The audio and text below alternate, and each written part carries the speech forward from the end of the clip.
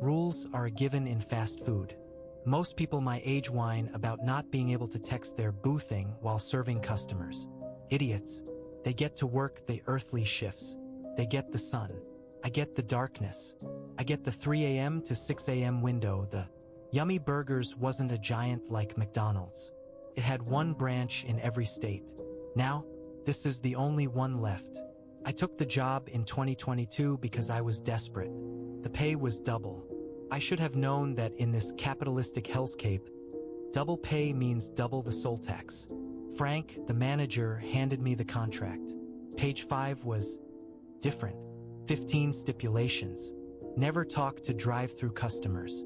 Never man a station alone for more than 5 minutes. If you hear your name from the freezer, go to the register and stay for 10 minutes. If your coworker has a second pupil in either eye, call the manager immediately. Frank looked at me, 55 years old, and hollowed out. He told me he was safe now. Not out, just safer. I signed it. I didn't want to, but it was like my hand was being puppeteered by a ghost. My coworker, Cynthia, was the only thing that kept me sane. She was beautiful, friendly, and for a long time in total denial. She called the rules hazing. Then came the Sunday shift. A woman pulled into the drive-thru. She looked normal, except for the way her eyes didn't seem to reflect the LED menu board. "I'll have your face in the bag, please," she whispered. Cynthia's mouth opened to reply, a reflex. I stopped her. Rule number 1. Do not talk back. The woman's voice turned into a wet hiss. "I said I want your damn face in the bag. I'll take your face too, you little piggy." Then she giggled, a sound like glass breaking, and floored it into the night. Months passed. We became desensitized. We locked doors when the corridor lights died. We swapped drinks for Blue Slushies when customers sat at table 1. We detached from reality to survive. But then Ian, the day shift idiot, told me about the Wyoming branch. They shut it down overnight. The 2 PM workers? Gone. Not quit. Just erased. I told Cynthia. I broke her veil of denial. I saw the truth hit her like a physical blow. She started crying. "I'm going to the bathroom to clean up," she sobbed. I stayed at the fryer. I watched the grease bubble. I looked at the clock. 3:09 a.m. She had been gone for 9 minutes. Rule number 2. Neither you nor your coworker shall man the station alone for more than 5 minutes. The silence in the kitchen became heavy, thick like wet wool. Then I heard it, a whisper, coming from the heavy steel door of the walk-in freezer behind me. "Jerry!" My heart hammered against my ribs. I wanted to run to the bathroom. I wanted to find Cynthia. But the rules were the only things keeping the walls from closing in. I walked to the register and gripped the cold plastic. I stared at the front door. Suddenly, the bathroom door creaked open. Cynthia walked out. She looked calm. Too calm. "Hey!" she said, leaning over the counter. "You okay? You look like you've seen a ghost." I looked at her. I wanted to hug her. But then, she blinked. In her left eye, nestled right beside her normal iris, was a second, smaller pupil. It was pulsing like a heartbeat. I reached for the phone to call Frank. But as my hand touched the receiver, I realized the phone line had been cut. The silence in the kitchen was thick enough to choke on. I stared at Cynthia, or the thing wearing her skin. That second pupil in her left eye wasn't just sitting there. It was moving independently, scanning the room like a predator. I remembered Rule 15, call the manager. I reached for the desk phone, but the cord was a jagged, frayed mess. "Jerry?" she asked again. Her voice sounded like it was coming through a long metal pipe. "Why are you looking at me like that? Is there something on my face?" She started to giggle, the exact same giggle from the woman in the drive-thru months ago. My stomach dropped. I realized then that the customers weren't just visitors. They were a contagion. I had to get out, but Rule 3 flashed in my mind. Do not step outside between 5 and 6. It was only 3:15 a.m. I was trapped in a box with something that wasn't Cynthia. The bells of the front door chimed. A man walked in wearing a tuxedo that looked like it had been buried in the dirt for a decade. He didn't look at the menu. He walked straight to the table nearest the register, table 1. My hands shook as I remembered Rule 12.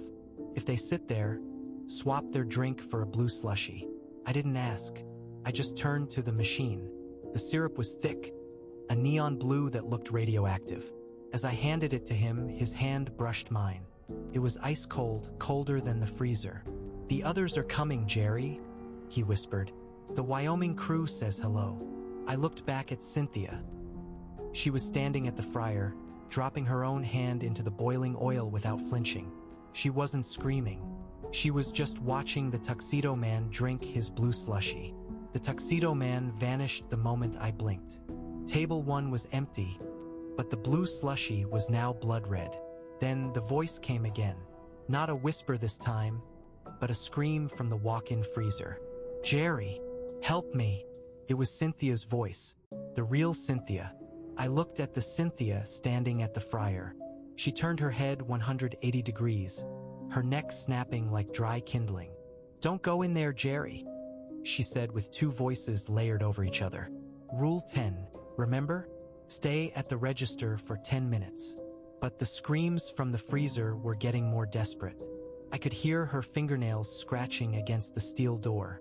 My mind was breaking. Which rule was meant to protect me, and which one was meant to keep me from saving her? A heavy knock sounded at the back loading dock. Rule 6. Serve delivery drivers within 5 minutes. I looked at the clock. 4:02 a.m. I grabbed the brown paper packages sitting on the prep table. They felt heavy and rhythmic, like something was breathing inside the bags. I opened the small hatch. The driver outside didn't have a truck. He was standing there on stilts made of human bone, looming 10 feet tall in the darkness. He didn't have a face, just a smooth surface of pale skin where eyes and a mouth should be. I shoved the packages at him.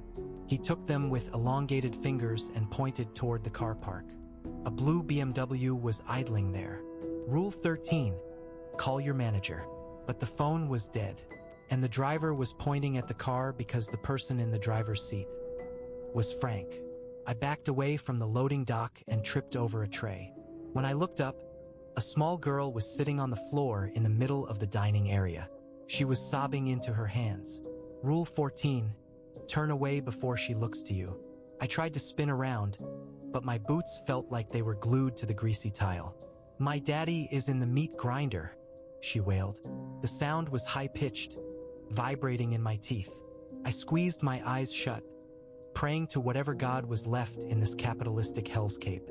I felt a cold wind pass by my ear. "Jerry," she whispered right behind me. "Look at me. I have your face in my bag." I kept my eyes closed until I smelled rotting meat. When I opened them, she was gone, but the front windows were covered in bloody handprints. It was 4:45 a.m. The Cynthia thing was now crawling on the ceiling, her limbs elongated and clicking. I was the only thing left behind the counter. Suddenly, the lights in the main corridor flickered and died. Rule 9. Keep the door locked no matter what you see or hear. Shadows began to pour out from under the corridor door. They took the shapes of former employees, people in Yummy Burgers uniforms with Wyoming and Ohio name tags. They started manning the stations. One started cleaning the floors with a mop soaked in black bile. Another started flipping burgers that looked like charred hearts. They were the skeleton crew Frank warned me about. They weren't there to help me. They were waiting for my shift to end so I could join them. Circumstances step outside between 5 and 6. I watched the clock hit 5 a.m. Outside, the world looked wrong. The trees were twisting in ways that defied physics. The blue BMW was still there, but now Frank was standing outside it, waving at me. He looked terrified. He was holding up a sign that said, "The rules have changed. Run." But the door to the outside was locked from the outside. The Cynthia entity dropped from the ceiling, landing silently behind me. "It's time to take out the trash, Jerry," she hissed. She grabbed a heavy bag of waste, except the bag was moving and screaming with my own voice. She started pushing me toward the back door. She wanted me to break Rule 3. She wanted me to step into the darkness where the things on stilts were waiting. Part 9. The final order. The drive-through bell rang. A voice came through the intercom. Clear, calm, and hauntingly familiar. It was my mother's voice. "I'll have 2 burger meals with fries, honey. Rule 11. If they order 2, serve them 3. My hands moved on autopilot. I bagged 3 hearts, 3 burgers, and walked to the window. When the car pulled up, it wasn't my mother. It was a mirror. I was looking at myself in the driver's seat.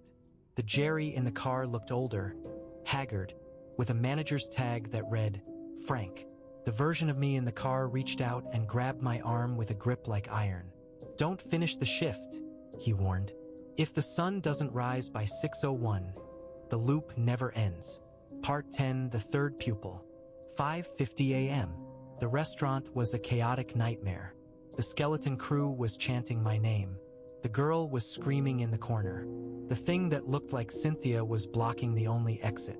I ran to the bathroom, hoping the open door, Rule 7, would provide an escape. I looked in the mirror. I wanted to see if I was still me. I stared into my own eyes. My left eye was normal, but in my right eye, a second pupil was forming. And then, a third. My vision split into 1,000 different angles. I could see through the walls. I could see the hundreds of yummy burgers branches buried beneath the earth, all filled with workers who had failed the rules. I wasn't becoming a monster. I was becoming a manager. Part 11. 6 a.m. The exit? The clock clicked. 6 a.m. The screaming stopped instantly. The skeleton crew vanished. The Cynthia thing turned back into the pretty girl I knew, blinking in confusion as she stood over a pile of raw meat. The sun began to bleed over the horizon, but it wasn't yellow. It was a bruised, sickly purple. Ian walked in for the morning shift, whistling a tune, blissfully ignorant. "Rough night, Jerry?" he asked, looking at the blood on my apron. I didn't answer, couldn't. My tongue felt heavy, like it was turning into stone. I walked past him toward the blue BMW that was now waiting for me. Frank was gone. The keys were in the ignition. I realized the ultimate horror. I hadn't escaped. I had just been promoted. I was the new Frank, and tomorrow I'd have to hire a new Jerry.